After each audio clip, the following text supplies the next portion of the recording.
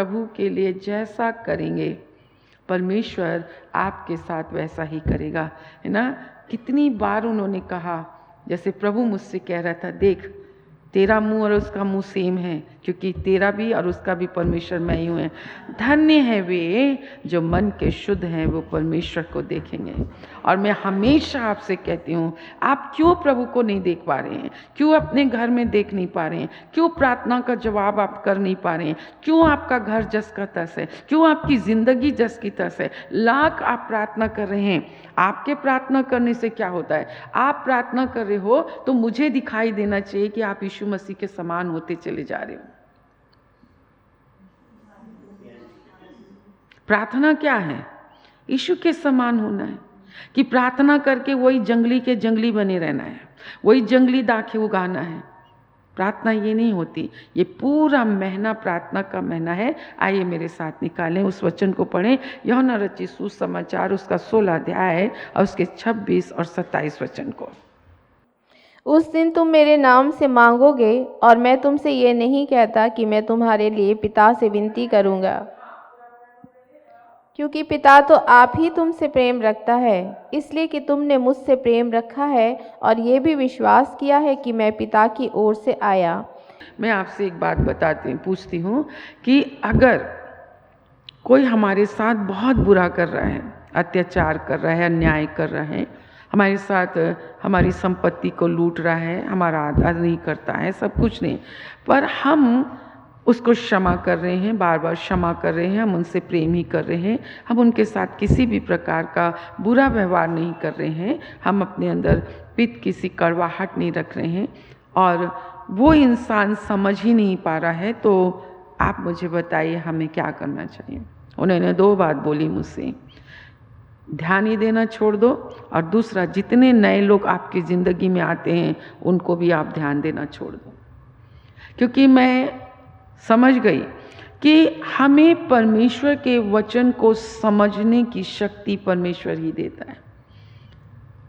बार बार कोई आपके प्रेम, आपकी दया, आपकी क्षमा को नहीं समझता है।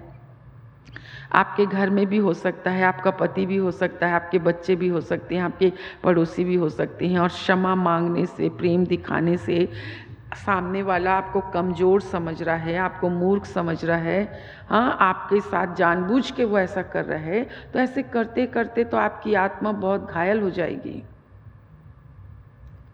इसका ये मतलब नहीं है कि आप बार बार ऐसे इंसानों के द्वारा ठुकराए जाएं। इसका मतलब ये है कि आप और मैं परमेश्वर के सामने और उस मनुष्य के सामने सही रहें।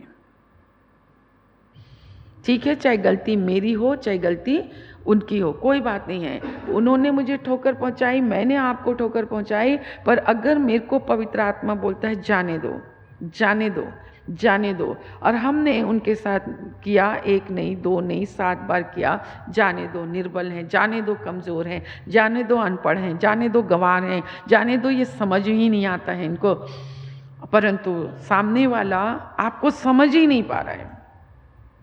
परमेश्वर के साथ आपका और मेरा संबंध यही तो है। परमेश्वर के साथ परमेश्वर हमें इतना क्षमा करता है। हम जानते हैं हम बहुत ढीठ मक्कार इंसान हैं, हम अपने गुनाहों को मान ही नहीं सकते हैं, हम क्षमा कर ही नहीं सकते हैं, फिर भी परमेश्वर ने क्या कहा परमेश्वर ने, मैं तुम पर, वो दे रहा है, आपको आशीष दे रहा है, आपकी प्रार्थनाओं का जवाब दे रहा है। ये आंसू इसलिए बहते हैं कि मेरे इतने बुरा होने पर भी आपने अपनी भलाई करना मुझसे कभी नहीं छोड़ी। ऐसा है मेरा परमेश्वर। आप अपने दुख के लिए रोते हैं, कोई दूसरा आपको कुछ बोलता है तो आप रोते हैं, पर कभी आपने ये नहीं अपने जीवन, जिस दिन तुम इस चीज़ को महसूस कर लोगे ना, आप कभी घमंडी नहीं होगे। आपके लिए परमेश्वर के बारे में बोलना दिखावा नहीं होगा। आप कभी भी परमेश्वर के सभा में अपने आप को आत्मिक दिखाने की कोशिश कभी नहीं करोगे। ये आत्मिक दिखाने की कोशिश है ना, यही आपके लिए बहुत बड़ा श्राप है। एक आत्मिक इंसान खुद नहीं जानता कि वो एक आत्मिक है। उसको जतलाने की ज़रूरत नहीं पड़ती है। यही तो अभिषेक होता है। अभिषेक मेरे जुओं को तोड़ता है। वो जुआ जो मेरे कांधे पर है, जो मुझे क्या करता है, झुका के रखता है, जो मुझे क्या करता है, अपने परमेश्वर के प्रति कभी समर्पित नहीं होने देता है। अभिषेक यहाँ खड़े होने से ना, यहाँ के उन चीज़ों से जो फसल आपके अंदर बोई गई है, जो सींचा गया है, जो पवित्र आत्मा, कैसे आपको बाइबल का क ख घ घ नहीं पता है, ठीक है, आपको कुछ सिखाया ही नहीं गया है। सामने वाला यहाँ आके तुमको बोलेगा तो तुम तो जकरिया निकाल ही नहीं पाओगे। पहले तो जकरिया निकाला गया ना, पहले तो तुमको मलाकी की पुस्तक खुलवाई गई ना। हाँ, प्रकाशित वाक्य की पुस्तक तुमको खुलवाई गई कि नहीं खुलवाई गई? तुम पहले से जानते हो नहीं जानते कि वो अल्फा है, वो ओमेगा है, वो जीवित है, वो प्रथम है, वो अंतिम है? तुम जानते हो कि नहीं जानते हो कि उसके खोले हुए को कोई बंद नहीं कर सकता, बंद किए हुए को कोई खोल नहीं सकता? तुम जानते हो ना यहोशू महायाजक के मैले वस्त्र तुमने पहले सीखे हैं कि नहीं सीखे हैं?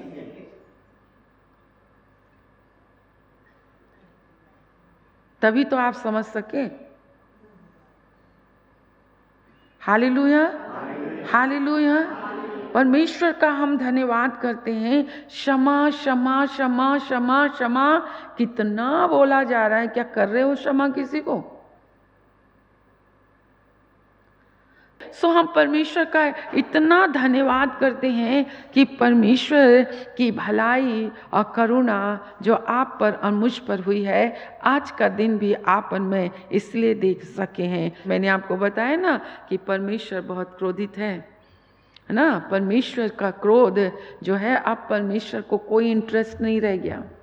ये जो हमारा निकम्मापन है ना, ये हमारी ढिठाई है ना, जो अपने चाल चलन को नहीं देखते, अपने चाल चलन को बदलने की कोशिश नहीं करते हैं। आपको पता है, मैं जो फील कर रही हूँ 2.5-3 सालों से, मैं फील करती हूँ जैसे परमेश्वर को कोई इंटरेस्ट नहीं रह गया कि अब वो लोगों को सिखाए या लोगों को चिताए। उन्होंने कहा हाँ, और मैंने कहा ये तो मेरे को ऐसा लग रहा है कि ये आप और मैं ही हैं जो परमेश्वर के लिए इन सब प्रयास कर रहे हैं, परंतु परमेश्वर का ये मैं फील करती हूँ।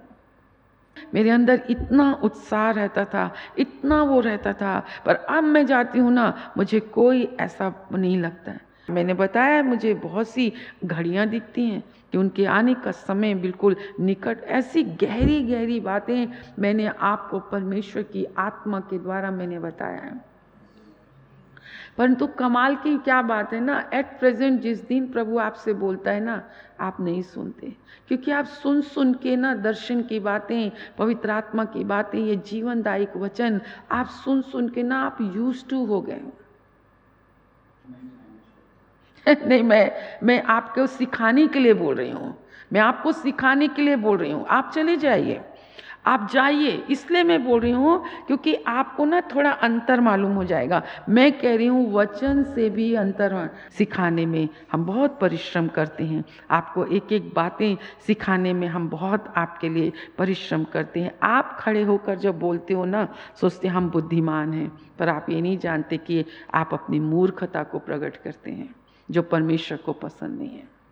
आप अभिषेक का मतलब समझते हैं? अभिषेक क्या होता है? पवित्र आत्मा के बपतिस्मे का मतलब आप समझते हैं क्या होता है? पवित्र आत्मा का बपतिस्मा आप समझते हैं? पवित्र आत्मा क्या है? आप समझते हैं पवित्र शास्त्र क्या है? आप समझते हैं प्रार्थना क्या है? आप समझते हैं हाथ उठाना क्या है? आप नहीं समझते। फिर से हम पढ़ें यूहन्ना 16:26-27। उस दिन तुम मेरे नाम से मांगोगे, हाँ। और मैं तुमसे ये नहीं कहता कि मैं तुम्हारे लिए पिता से विनती करूंगा, हाँ। क्योंकि पिता तो आप ही तुमसे प्रेम रखता है, हाँ। इसलिए कि तुमने मुझसे प्रेम रखा हाँ। है और ये भी विश्वास किया है कि मैं इसको धीरे धीरे पढ़ के अपनी आत्मा और अपने साथ की चीजों को आप समझिए। इसने कहा उस दिन तुम मेरे नाम से मांगोगे। उस दिन यानी अब इसका मतलब बता दो क्या है? मंत्र के समान आज चर्च में लोगों ने यीशु के नाम को मंत्र के अनुसार, सब कहते हैं हम प्रार्थना करने वाले लोग हैं, हम प्रार्थना करते हैं। अरे भाई, अगर तुम इतना प्रार्थना करते हो, इतना उपवास करते हो, इतना घुटना टेकते हो, इतना तुम सब लोगों से अलग हटके प्रार्थना करते हैं, सब कुछ करते हो, तो भैया पास्टर को कुछ दिखाई भी तो देना चाहिए। हाँ या ना? हाँ या ना? कलीसिया में उन्नति होते हुए दिखाई देना चाहिए कि नहीं? पूरी दुनिया यहाँ चर्च के अंदर आ जानी चाहिए।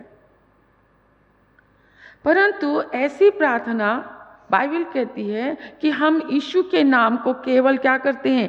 मंत्र इस्तेमाल करके अगर हम उसको इस्तेमाल करते हैं तो इसमें नहीं, उसने कहा मैं अपने पिता से तुम्हारे लिए विनती नहीं करूँगा, क्योंकि पिता आप ही जानता है कि पिता तुमसे क्या करता है। तुम जानते हो पिता तुमसे प्रेम करता है, और जैसा तुम मुझसे प्रेम करते हो, अब देखो कैसा त्रिकोण है जो आप प्रार्थना करते हो ना, तो प्रार्थना में आवश्यकताओं को तुम मांगते हो तो धर्मी और अधर्मी दोनों पर में बरसाता है। हम तो कभी नहीं चाहते कि आप हमारी प्रार्थना पर डिपेंड रहो, हम तो कहते तुम अपनी ही प्रार्थना पर डिपेंड रहो, पर कम से कम रिजल्ट तो दिखाओ, कम से कम चर्च में रिजल्ट। ये महीने की प्रार्थना, और कलीसिया लौ लगाकर प्रार्थना कर रही थी, और पतरस बंदी गृह में था। उनका सब्जेक्ट क्या था? पतरस बंदी गृह में है। तुम्हारा सब्जेक्ट क्या है? कि मेरा बच्चा, मेरा ये वो, एक अच्छी बात है, परंतु हमारा देश भी तो बंदी गृह के समान है। आज कितनी नशा, आज देखो एक लय चलती है, murder murder murder, rape rape rape, डकैती डकैती डकैती, लड़ाई झगड़ा। और जब इन आकाश की शक्तियों को हम समझ जाते हैं, पूरे साल भर, पूरे रास्ते भर हम प्रार्थना करते जाते हैं,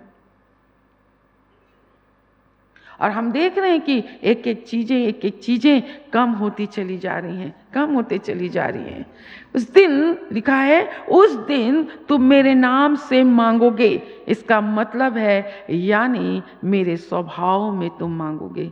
यीशु ने पिता से इतना प्रेम किया, पिता ने यीशु से इतना प्रेम किया, यीशु ने पिता से इतना प्रेम किया कि वो अपने पिता का इतना आज्ञाकारी था कि हाँ क्रूस की मृत्यु भी उसने सह ली। पिता और पुत्र का संबंध देखो, पिता जैसा प्रेम पुत्र से रखा, पुत्र ने पिता से वैसा ही प्रेम किया। और बाइबल कहती है जैसा तुम मुझसे प्रेम करते हो, तुम जानते हो कि पिता तुमसे प्रेम करता है, वैसे तुम मुझसे प्रेम करते हो। तब लिखा है उस दिन तुम मेरे नाम से मांगोगे। आज का दिन है, कल का दिन है, इसका मतलब है यानी मेरे स्वभाव में मांगोगे। इसका अर्थ ये नहीं है कि तुम यीशु के नाम को मंत्र के रूप में इस्तेमाल करके तुम ये करो, हाँ ये चीज़ों का लिखा है, यानी बल्कि क्या करो, तुम मेरे इतने घनिष्ठ। मैंने यही बोला ना,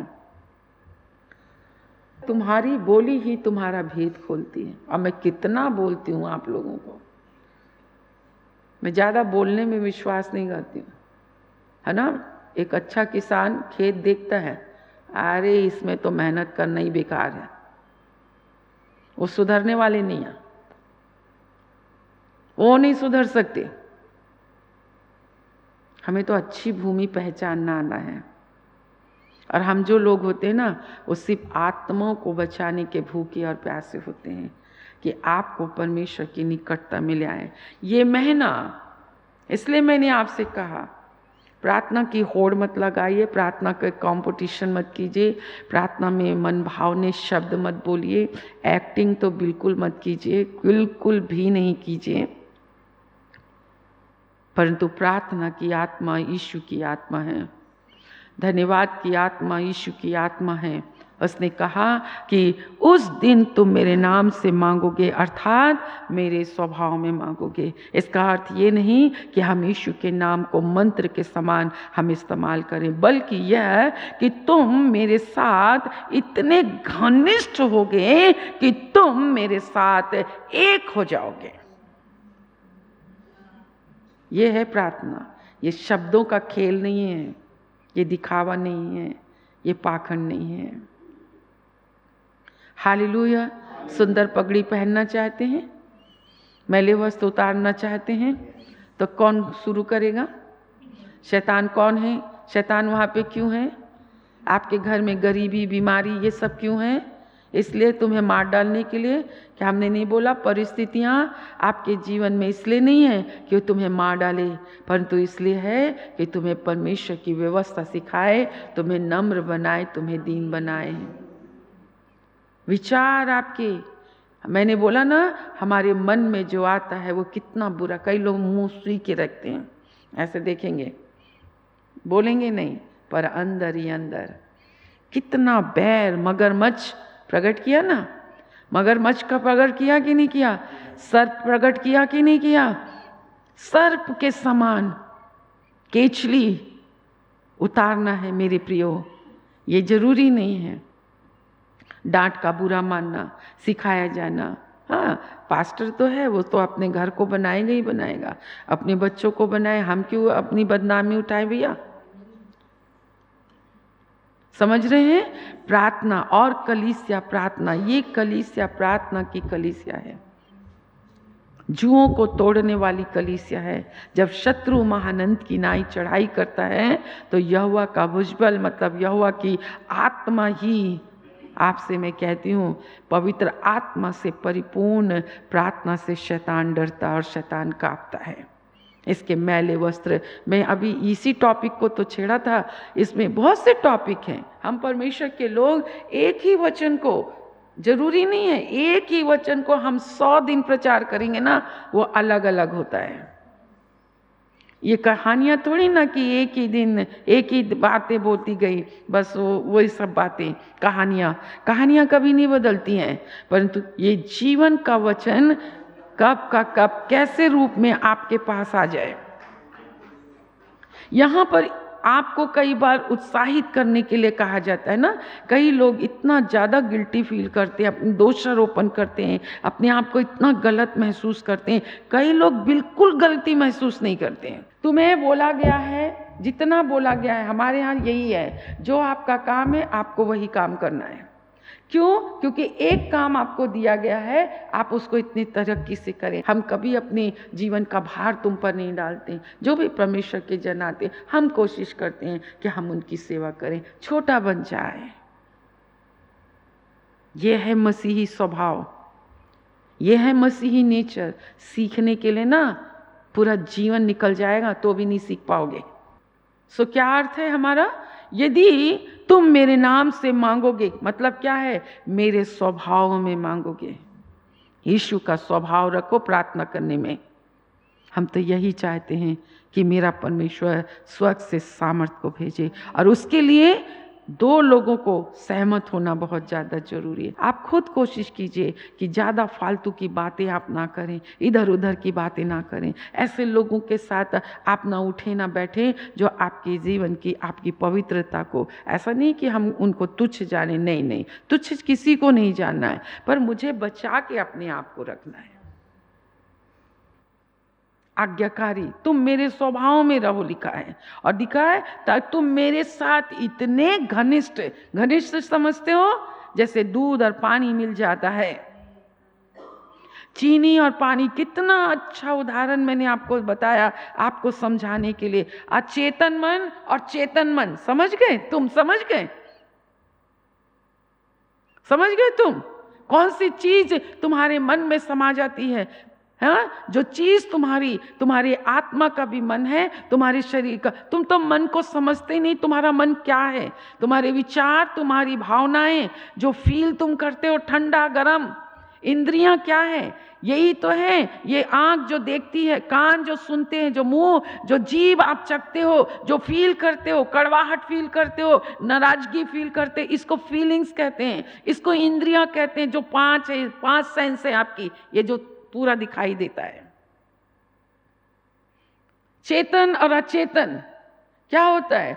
चेतन वो होता है जो आप उस चीज को क्या कर रहे हो, महसूस कर पा रहे हो। और जो चीज तुम महसूस नहीं कर पाते, आप तो बस अपने शरीर में ही चलते हो। जो चीज आप करते हो ना, वे विचार आपने किया, हत्या की, चोरी की, तो वो आपके आत्मा में वो चीज छप गई है। तो शरीर में तो आपका वो है, आपके मन में भी है।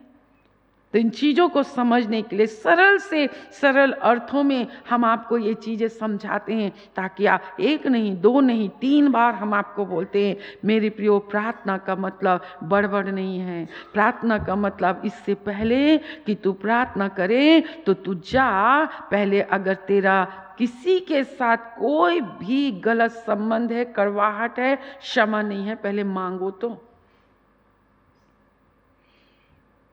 आपको बीमार रहना पसंद है, गरीब रहना पसंद है, श्रापित रहना पसंद है, आपको डांट खाना पसंद है? नहीं मेरे प्रियो, बाइबल कहती है आओ हम एक नए सिरे से शुरू करें। पर अगर मुझे पगड़ी पहनना है, मैले वस्त्रों को मुझे उतारना है, मुझे हमेशा अपने साथ दूत को ही रखना है, प्रभु की उपस्थिति को ही रखना है। भूत क्यों आता है? आप इस चीज़ को समझते ही नहीं, आप शैतान के ही पीछे पड़े रहते हैं। आपके मुंह में तो शैतान इतना बजा है जितना यीशु मसीह नहीं बजा। आप कभी नहीं कहते कि ये बीमारी मेरे कारण आई है। अच्छा खासा परमेश्वर हमको रखता है तो दुबले होने का शौक है, मोटे होने का शौक है। अच्छा खासा प्रभु हमें रखता है तो जबरदस्ती अपने जीवन को ऊट पटांग हरकतें करते रहते हैं। ना टाइम से खाएंगे, ना टाइम से सोएंगे, हैं जो नहीं खाना है वही खाएंगे, नहीं खाना है उपवास रह रहे हैं। परमेश्वर के चरणों में बैठ के सीखते नहीं है, प्रभु के लोगों के साथ संगति ही नहीं करते। क्या कोयला के बारे में मैंने बोला नहीं बोला? बोला नहीं बोला? अकेले अकेले कोई जी सकता है? अकेले अकेले प्रार्थना में कोई जल सकता है? नहीं जल सकता। लकड़ी के गट्टे में बोला कि नहीं बोला? दुनिया जीवन वर्ष बीत गया, यूनिटी यूनिटी, एकता एकता, एक हुए क्या? कमाल करते हो आप लोग। पर कोई बात नहीं, सुंदर पगड़ी पहनने की इच्छा रखते हो, प्रभु का बहुत धन्यवाद। मैले वस्त्र उतारना चाहते हो, प्रभु का बहुत धन्यवाद। दूत ही को खड़े रहने दीजिए, दूत ही को अपना वो बदलने दीजिए, क्योंकि परमेश्वर का हम बहुत धन्यवाद करते हैं कि प्रभु आपसे प्यार कर रहा है। दर्शन की बातों को लिख लो, नोट करो, आज्ञाकारी रहो। और प्रभु के स्वभाव में बात कहती है तुम परमेश्वर के साथ इतने घनिष्ठ हो जाओ, अर्थात तुम मेरे साथ एक हो जाओ। हमें शैतान को भगाना है। प्रभु चलता और फिरता है। Be alert. दूत चलते हैं, सावधान रहना, मुंह से कोई गलत बात निकलने ना पाए। Hallelujah hallelujah. हम प्रार्थना करेंगे, लौ लगाकर प्रार्थना करेंगे, गंभीरता से प्रार्थना करेंगे। हम यही चाहते हैं जिसे प्रभु लाना चाहे। हालेलुया। 1 घंटा अगर हम 30 दिन 1 घंटा अगर हम प्रभु के साथ एक मन हो जाएं, घनिष्ठ हो जाएं, और हम उससे मांगेंगे, ये दिल्ली हमें मिल जाएगा, ये भारत देश हमें मिल जाएगा। इस भारत देश से अशुद्धता चली जाएगी। इस भारत देश से आप नहीं चाहते कि एकदम स्वतंत्रता पूर्वक हम कहीं भी आएं और जाएं, हमें कोई डर और भय नहीं रहे। ये हमारा परमेश्वर कर सकता है।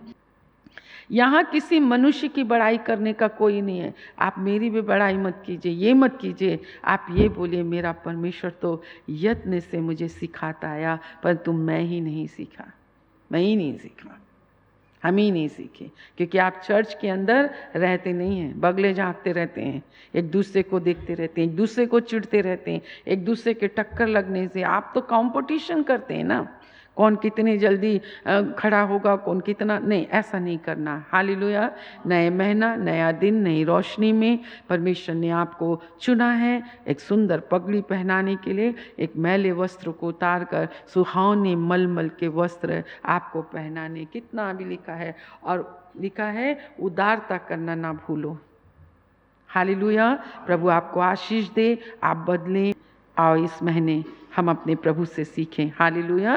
कि हम उसके स्वभाव में मांगे। बोलो प्रभु हम आपके स्वभाव में मांगेंगे। यदि उस दिन तुम मेरे नाम से मांगोगे का क्या मतलब है? यीशु मसीह के स्वभाव में मांगना। और इसका क्या अर्थ नहीं है मंत्र के समान यीशु के नाम को इस्तेमाल नहीं करना, बल्कि इसका क्या अर्थ है? इतना परमेश्वर के साथ घनिष्ठ और एक हो जाओ कि लोग जान ही नहीं सके कि तुम कौन हो, पर तुम्हारे अंदर प्रभु ही दिखाई दिए। ये प्रार्थना का सबसे पहला स्टेप है।